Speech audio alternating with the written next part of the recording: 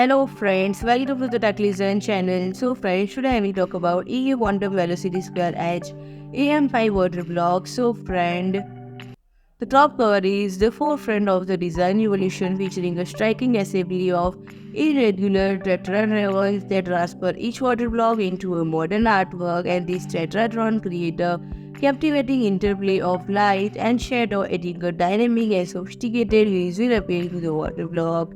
And friend, explicitly designed for platforms based on AMD Sockets AM5, they feed Ryzen 7 series CPUs and friend, the cold plate precisely machine of the highest grade 99.99% pure electrolytic copper ensure unparalleled heat transfer, and the top cover of the EK-Quantum Velocity² Edge D-RGB AM5 Special Edition is available in black and silver, and these color options allow enthusiasts to choose a style that best complements their PC build, and transferring these water blocks for efficient cooling into central elements of a PC's aesthetic identity.